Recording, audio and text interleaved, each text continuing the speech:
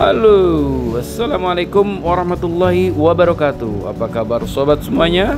Semoga senantiasa sehat dan senantiasa dilimpahkan rezeki. Juga yang paling penting, mudah-mudahan kita senantiasa diberikan limpahan kasih sayang Allah Subhanahu wa taala. Amin ya rabbal alamin. Di video kali ini kita akan berjalan-jalan untuk melihat perkembangan pembangunan atau progres tol Bocimi tahap 3.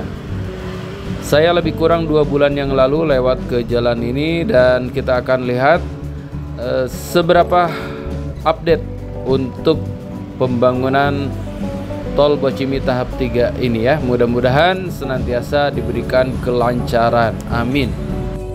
Ini saya berada di Jalan Karangtengah Cirende ya. Tadi saya masuk dari arah Jalan Raya Bogor Sukabumi ya. Jadi untuk mengakses ke wilayah ini bisa dari arah Bogor. Kalau dari arah Bogor berarti belok kiri ya, ambil Jalan Karangtengah. Kalau dari arah Sukabumi atau dari arah Bandung belok kanan, ambil ke Jalan Karangtengah Cirende ini ya. Dan ini kita sudah memasuki area atau wilayah Cihelang. Sebelumnya tadi kita sudah melewati ada satu stasiun atau stasiun kereta api ya, stasiun Karangtengah. Itu merupakan stasiun kereta api kelas 3 atau kecil yang terletak di Cihelang Tonggoh, Cibadak, Sukabumi. Stasiun yang terletak pada ketinggian lebih kurang 477 meter ini termasuk dalam daerah operasi 1 Jakarta. Dan tadi kita melewati juga ada satu kantor pemerintah, yaitu Perumda Air Minum Tirta Jaya Mandiri Kabupaten Sukabumi, yang mana sejarah dan perkembangan PDAM Kabupaten Sukabumi. Pembentukan perusahaan daerah air minum Kabupaten Sukabumi diawali dengan pembangunan sarana air bersih untuk melayani kota Palabuhan Ratu pada tahun 1978-1979. Dan sobat semuanya, ini kita sudah di daerah Cihelang. Sebelah kanan sudah terlihat ada kemajuan ya. Sebelumnya di sini ada bangunan besar, namun sekarang sudah diratakan. Dan sebelah kiri juga sebelumnya ini ada awi ya, rungkun awi kalau bahasa Sundanya itu ya. Kalau sekarang sudah bersih. Nah, mungkin ini masih dalam tahapan land clearing ya, belum ke tahapan selanjutnya. Tapi sudah ada kemajuan seperti yang kita lihat ya. Namun untuk bangunan-bangunan yang sebelah kanan ini masih sama ya, seperti 2 bulan yang lalu. Namun untuk ke belakangnya seperti kita lihat ini sudah ada beberapa itu alat-alat besar dan sudah dipagar ya. Artinya sudah sudah ada kemajuan untuk kalau kita bandingkan dengan 2 bulan yang lalu. Kita akan lanjutkan dari sini, kita menuju ke Lembur Sawah karena di sana pun ada satu titik utama ya dalam pembangunan jalan tol ini. Kita akan lihat seberapa maju, seberapa update untuk pembangunan tol Bocimi tahap 3 di daerah Lembur Sawah. Untuk menuju ke daerah Lembur Sawah ini nanti kita akan masuk melalui Jalan Cijengkol.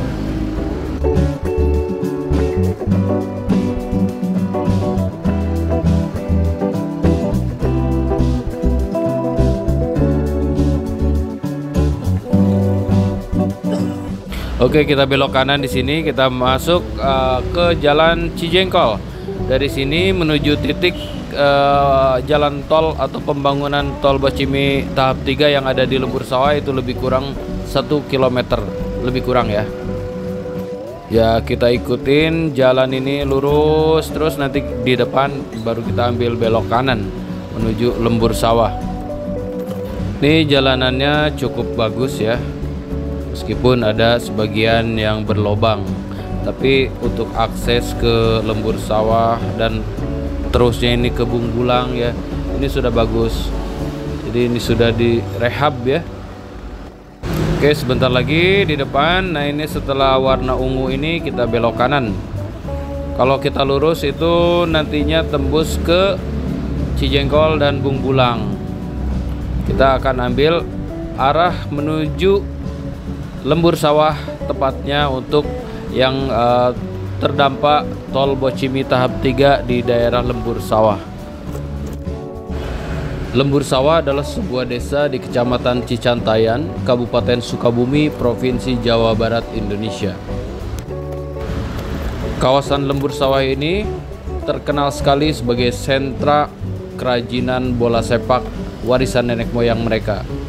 Dan seiring perubahan era, penduduk di selatan Jawa Barat ini juga membuat bola voli warna-warni dan bola berukuran mini. Dengan kualitas yang terbilang prima plus harga yang terbilang murah, bola buatan Sukabumi khususnya desa Lembur Sawah ini mampu bersaing dengan usaha sejenis. Dari hasil produksi home industry ini, mereka biasa memasarkan selain untuk lokal di daerah Sukabumi, juga mereka memasarkan keluar seperti ke Jayapura, ke Makassar, ke Bone, kemudian ke Sumatera Barat, Sumatera Utara, dan seluruh Nusantara. Karena sekarang dengan bantuan seperti halnya ada Facebook ya, kemudian ada Instagram, jadi memang memudahkan untuk marketing atau untuk memasarkan produk-produknya. Dan sampai saat ini mereka masih bisa bersaing. Ya, mudah-mudahan semua pengrajin bola yang ada di Lembur Sawah, Bung Bulang, ataupun yang semuanya yang ada di Sukabumi dan juga di tempat-tempat lain senantiasa diberikan kelancaran dan rezeki yang berlimpah, serta orderannya terus masuk ya, sehingga untuk perputaran perekonomiannya semakin bagus. Sobat semuanya, kita sekarang sudah berada di titik salah satu kawasan yang terdampak tol Bocimi tahap 3, yakni di Lembur Sawah. Seperti yang kita lihat di depan sebelah kanan itu ada alat berat, dan juga sebelah kiri juga sudah rata ya. Dulu waktu 2 bulan yang lalu saya kesini ini belum ada ya, dan sekarang nampaknya sedang diratakan atau masih dalam proses land clearing. Dan ini setiap harinya beraktivitas ya, meskipun hari libur atau hari Minggu ataupun hari libur nasional, biasanya mereka terus bekerja. Semoga senantiasa diberikan kesehatan ya merekanya, pekerjaannya, sehingga pembangunan tol Bocimi tahap 3 ini berjalan dengan lancar dan sukses. Amin.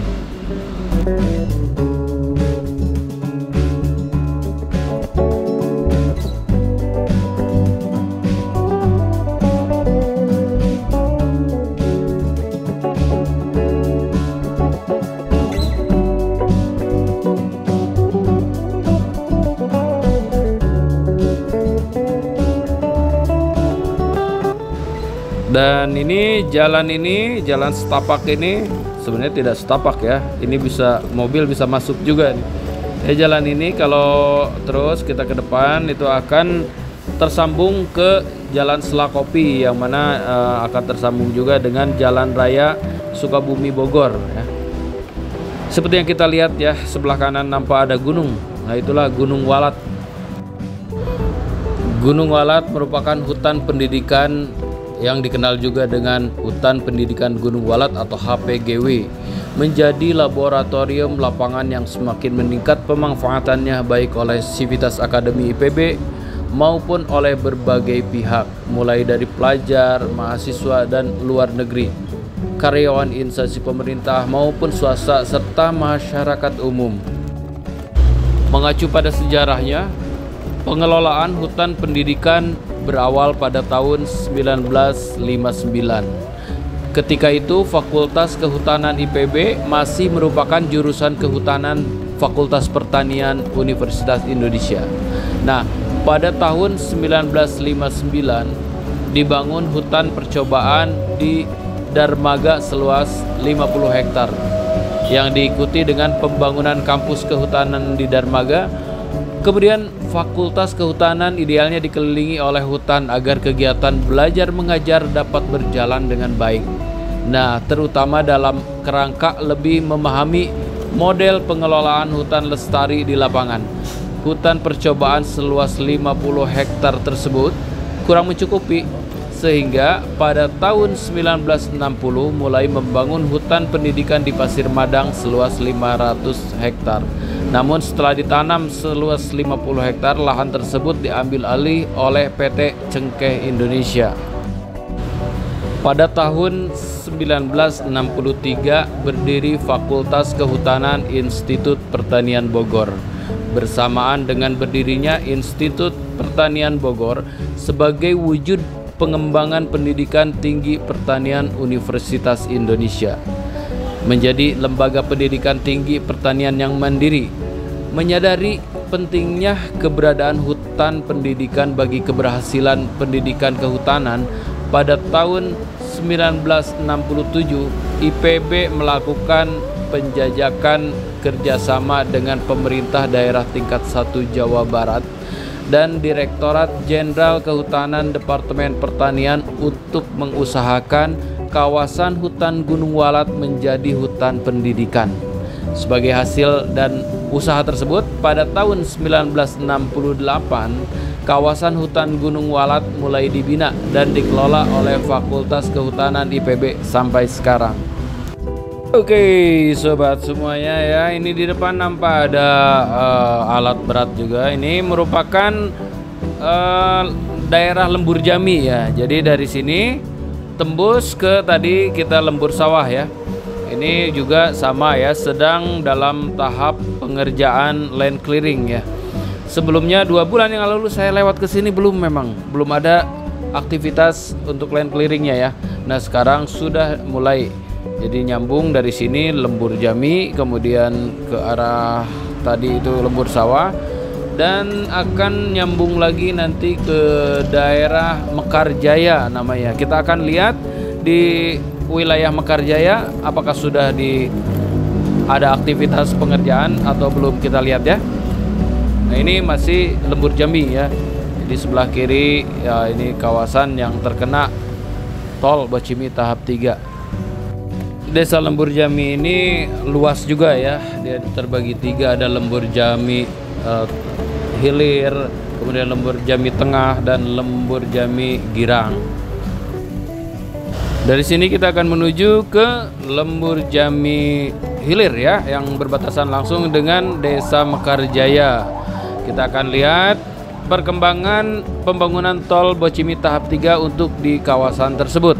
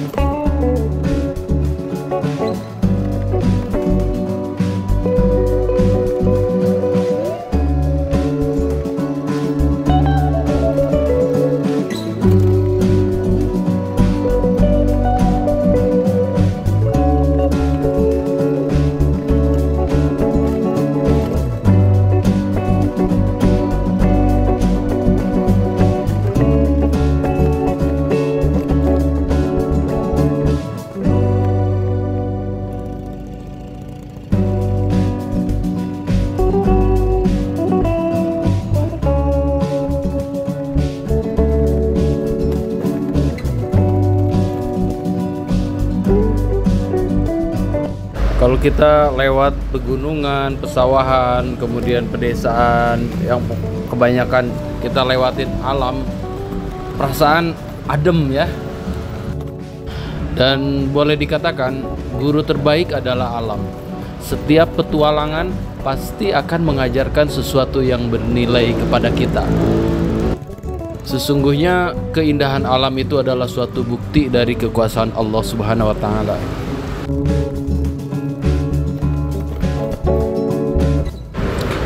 Nah, ini sebelah kanan pun ini salah satu kawasan yang terdampak tol Bocimi tahap 3 ya. Ini masuk mana ya ini? Masuk daerah masih Lembur Jami kayaknya ini ya. Karena yang di depannya nanti itu daerah Mekarjaya. Nah, ternyata kalau untuk di Lembur Jami ini yang Lembur Jami Hilir berarti ini kan.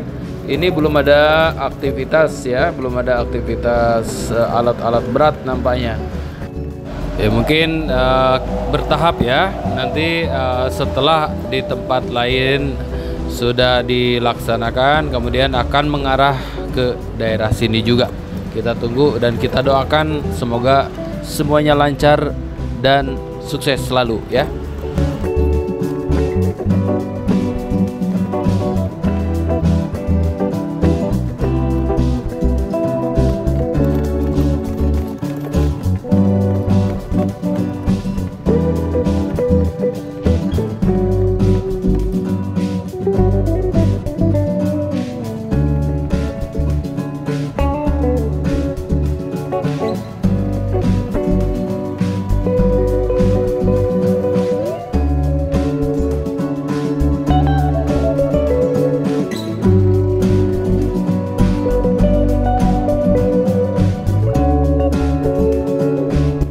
Dan yang di sebelah kanan tadi ada gapura tulisan Pondok Pesantren Khalifah ya.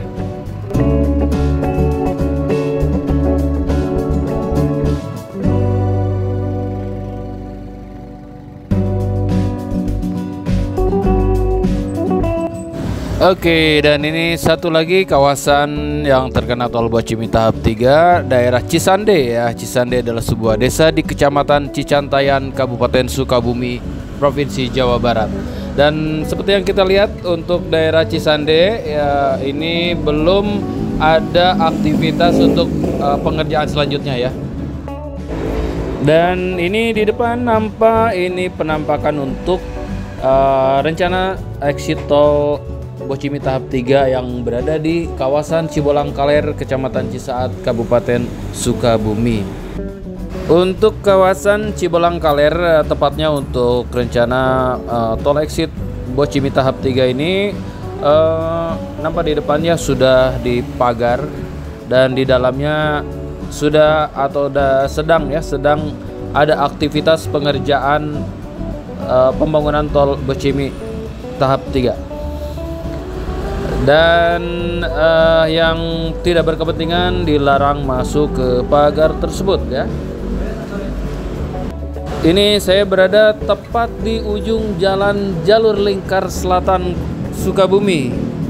Dari sini nanti saya akan bergerak menuju ke arah Sentris. Nah, ini Sentris ini salah satu sentra industri yang terkenal untuk di daerah Cisaat ya, selain LINK atau lingkungan industri kecil. Jalan lingkar selatan ini merupakan alternatif yang cukup bagus untuk jalan menuju ke arah Bandung atau sebaliknya ya. Kalau dari arah Jakarta mau ke Bandung atau dari Bandung mau ke Jakarta melalui jalur lingkar selatan ini lebih hemat waktu. Dan lebih kurang sebulan yang lalu ya, ini udah diaspal kembali. Namun untuk row yang ini yang saya lewatin ini belum ya. Jadi kemarin di aspal laginya itu di sekitar daerah Mangkalaya sampai ke Sukabumi ya. Oke, dari sini kita akan menuju ke Sentris. Nah, ini Sentris ya. Kalau kita dengar nama Sentris itu berarti kan kayak pusat. Nah, ini sama, ini pusat pengrajin industri logam. Nah, di Sentris ini kalau hari Minggu ini dijadikan jadi pasar kaget. Sekaget-kagetnya. Ayo.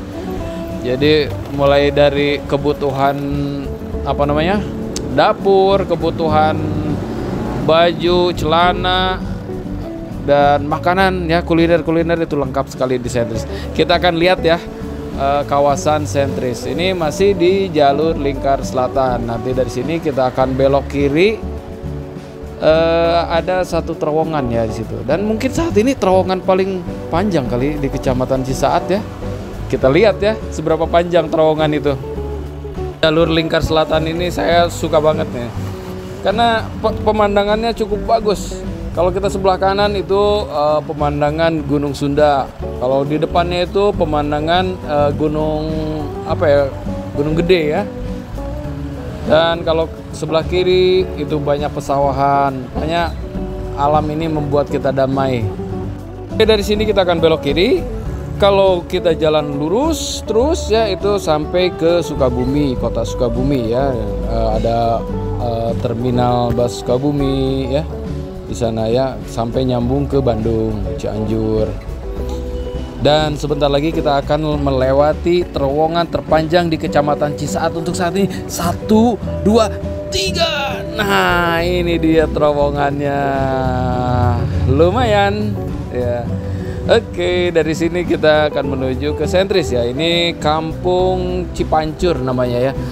Cipancur itu artinya apa ya? Kalau Ci itu kan cai ya, artinya kalau di Indonesia kan berarti air pancur. Oh, berarti air pancur ya. Karena di Cisaat, Sukabumi ya, banyak nama-nama tempat itu diambil awalnya tuh dengan kata Ci. Cipancur, Cibabakan, Ciroyom, kemudian apa lagi ya, Cisande, semuanya Ci. Nah, itu artinya air ya. Seperti halnya kalau di daerah-daerah Melayu, sungai itu disingkat dengan Sei Ladi, Sei Temiang, kemudian Sei Raya kalau di Kalimantan ya. Kemudian ada Seijang kalau di Tanjung Pinang, itu artinya sungai ya, Sungai Jang atau apa ya. Nah, sama lah kalau di Indonesia, di kita juga di sini ya, di Sukabumi. Oke, kita sudah sampai di kawasan Sentris ya. Kalau jalan yang lurus tadi terus itu bisa nyambung ke jalan pelabuhan. Nah, kita masuk ke kawasan Sentris. Oke, inilah kawasan Sentris ya, atau singkatan dari Sentra Industri Sukabumi, yang beralamatkan di Jalan Siliwangi, Kecamatan Cisaat, Kabupaten Sukabumi, Jawa Barat, Indonesia. Oke, demikian untuk video kali ini. Terima kasih sudah menonton. Sampai jumpa di video selanjutnya. Wassalamualaikum warahmatullahi wabarakatuh. Dah.